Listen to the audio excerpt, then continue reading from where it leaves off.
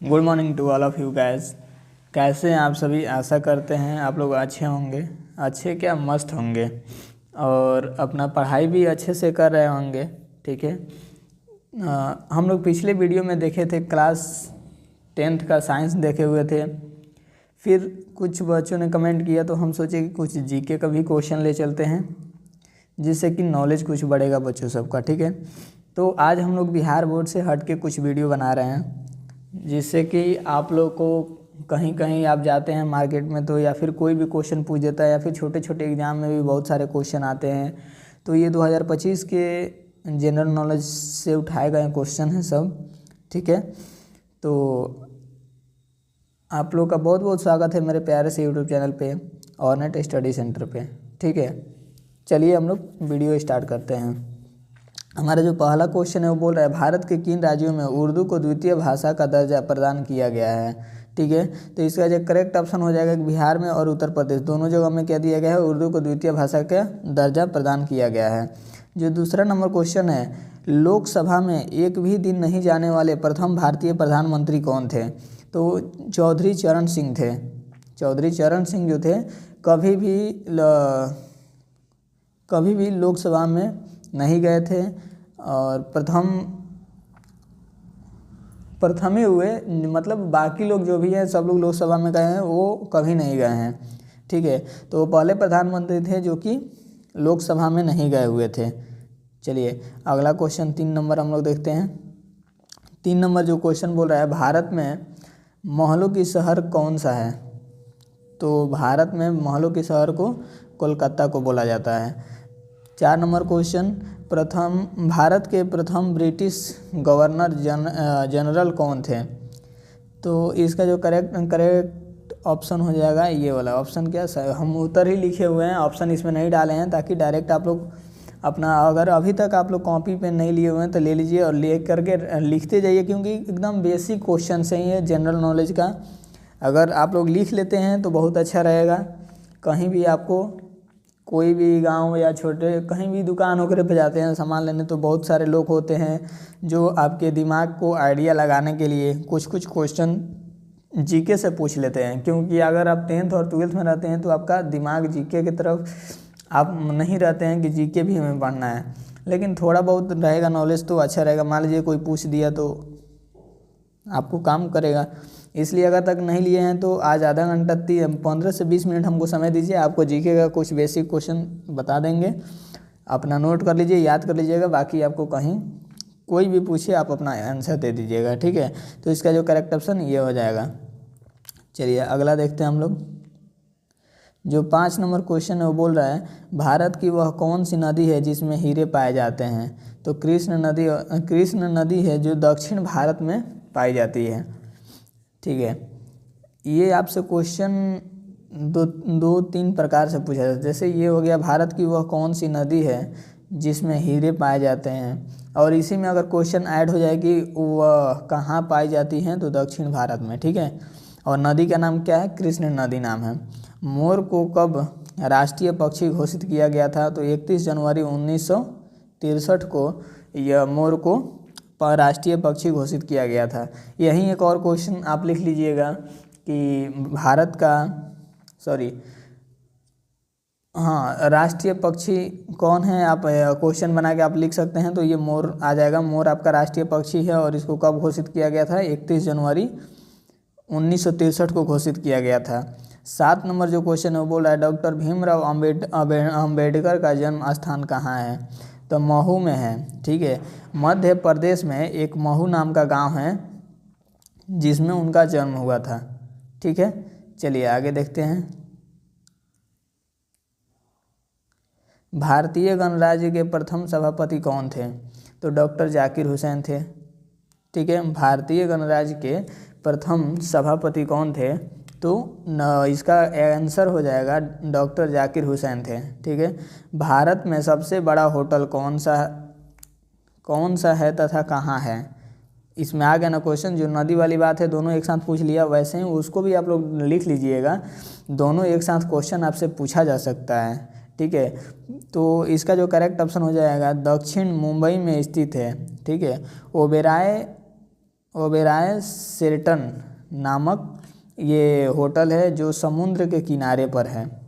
ठीक है, कहाँ है तो दक्षिण मुंबई में है। होटल का नाम ये रहा, कहाँ है और इसको विस्तार में बताना है तो समुद्र के किनारे हैं। भारतीय रिजर्व बैंक की स्थापना कब हुई थी तो 1935 ईस्वी में इसकी स्थापना हुई थी। कौन? भारतीय रिजर्व बैंक की। ठीक है, चलिए अगला जो क्वेश्चन है वो देखते हैं। भारत में आपातकाल की घोषणा कब हुई थी तो 26 जून 1975 को हुई थी। भारत में आपातकाल की घोषणा कब हुई थी तो 26 जून 1975 को। एक चीज़ और हम आप लोग को बता दें, अगर आप क्लास 10th में हैं, ठीक है, या क्लास 12th में हैं और आपके पास बहुत कम पैसों में आप पढ़ना चाहते हैं, या फिर आपके पास पैसा नहीं है, या पढ़ाई पैसा के कारण नहीं हो पा रहा है, आपके आपके घर के लोग बहुत कमज़ोर हैं, अगर आप चाहते हैं कि आप घर बैठे आपको कहीं क्लास वगैरह ना जाना पड़े, क्योंकि गांव के कोचिंगों में बहुत सारे पैसे लिए जाते हैं। ठीक है, तो अगर आप लोग चाहते हैं कि घर बैठे आप लोग अपना काम करके भी पढ़ाई कर सके क्लास 10th और 12th का, तो इस नंबर पे कांटेक्ट कीजिए। आपको नोट्स और PDF व्हाट्सएप के थ्रू दिया जाएगा, और आपका जो डाउट होगा वह भी वीडियो के माध्यम से क्लियर किया जाएगा। और इसका मात्र हम लोग प्राइस रखे हैं 299 रुपया। ठीक है, 299 में आप पूरे 1 साल घर बैठे तैयारी कर सकते हैं। उसमें आपका 1 रुपया भी नहीं लिया जाएगा। उसके बाद मोबाइल नंबर जो है 9304343948। ठीक है, इस नंबर पे कांटेक्ट करके आप व्हाट्सएप के थ्रू अपना PDF हर एक सब्जेक्ट का है, वो आर्ट्स हो, साइंस हो, ठीक है, या 10th का साइंस हो, इंग्लिश, हर सब्जेक्ट आपको दिया जाएगा। ठीक है, और मात्र 299 रुपया में आपका 1 महीना का रिचार्ज से भी बहुत कम इसका हम लोग प्राइस रखे हुए हैं, केवल वीक स्टूडेंट हैं उनके लिए। ठीक है, ये आपसे पैसा बस प्राइवेसी चार्ज लिया जा रहा है, ताकि कुछ आप पैसा दोगे तो ही आप पढ़ोगे, क्योंकि आपको हम फ्री में अगर कुछ दे देते हैं तो आप उसका क्या बोलते हैं, उसका आप कोई कदर ही नहीं करोगे। ठीक है, इसलिए आपको थोड़ा 200 भी रुपया 299 रुपये ही दोगे, आपको तो लगेगा कि हम पैसा दे के लिए हुए हैं, तो आप पढ़ाई करोगे। ठीक है, चलिए अगर आपका एग्ज़ाम 2026 में होने वाला है तो आज ही मेरे व्हाट्सएप ग्रुप से जुड़िए।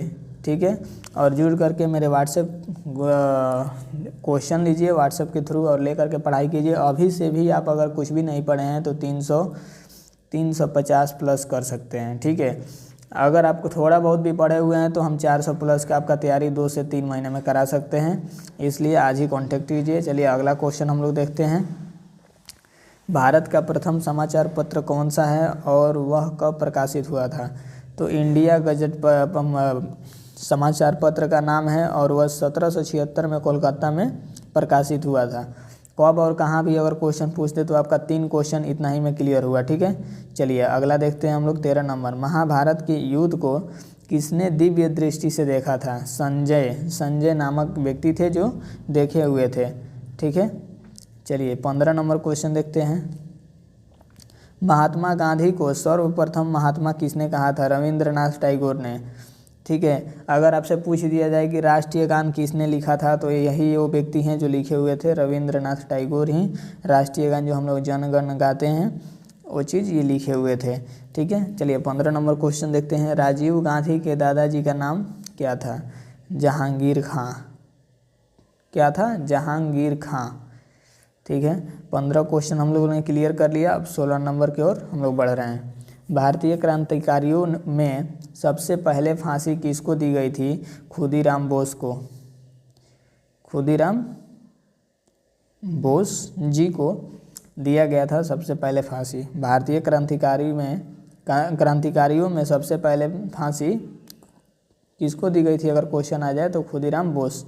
भारत में बिना मंत्री पद ग्रहण किए सीधे प्रधानमंत्री कितने लोग बने थे? 3 लोग बने थे। अगर क्वेश्चन आ जाता है कौन कौन तो नीचे शायद डाला हुआ है क्वेश्चन, वो ऐड कर देंगे, नहीं होगा तो लास्ट में बता देंगे। ठीक है, चलिए 8 नंबर। भारत में सर्वप्रथम भूमिगत ट्रेन कब और कहाँ चली थी? 21 अक्टूबर को चली थी 1984 में कोलकाता में। ठीक है, 1984 को कोलकाता में। भारत में सर्वप्रथम ट्रेन भूमिगत कब चली थी? मतलब चली अपनी पटरी पे ही थी, ये मत समझिएगा कि ज़मीन पे चली थी। चली अपने पटरी तो ज़मीन पे लगा हुआ है ना, तो उसे भूमिगत ही बोलेंगे। तो भूमिगत ट्रेन कब कहाँ चली थी? तो 21 अक्टूबर को 1984 को चली हुई थी कोलकाता में। ठीक है, हमारा जो 19 नंबर क्वेश्चन है, दिल्ली का लाल किला किसने बनवाया था? तो शाहजहाँ ने दिल्ली के लाल किले को बनवाया था। ये क्वेश्चन याद कर लीजिएगा। भारत में सोना कहाँ पाई जाती है? कर्नाटक राज्य के कोलार में। ठीक है, कर्नाटक में कोलार जगह है, वहीं पे सोना पाई जाती है। ठीक है, इसी के साथ हमारा 20 जीके का क्वेश्चन ख़त्म हुआ। ये आपके बेसिक नॉलेज के लिए था। हम लोग अब आइए कुछ देख लेते हैं कि अगर आप लेना चाहते हैं क्लास 10th और 12th के लिए तो आपको हम क्या क्या देंगे। ठीक है, नंबर तो आपके लिए ये हो गया, 400 प्लस 26 में लाना है तो अभी कांटेक्ट आप कर सकते हैं। सब्जेक्ट क्या क्या रहेगा? ऑल सब्जेक्ट एग्ज़ाम फुल तैयारी कराई जाएगी। 12th का ऑल सब्जेक्ट रहेगा, आर्ट्स रहेगा, साइंस रहेगा, सब रहेगा। आपको क्या क्या मिलेगा ये देख लीजिए। आपको हम देंगे चैप्टर बाई चैप्टर क्वेश्चन रहेगा।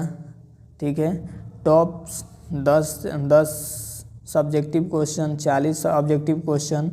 ठीक है, और व्हाट्सएप के ग्रुप में आपको ऐड किया जाएगा जिसमें हर एक इन्फॉर्मेशन आपको मिलेगा। ठीक है, अगर आप लेना चाहते हैं तो आज ही जो नंबर दिया गया है, ये जो नंबर आपको दिख रहा है, इस नंबर पे कांटेक्ट करके आप ले सकते हैं मात्र 299 रुपये में।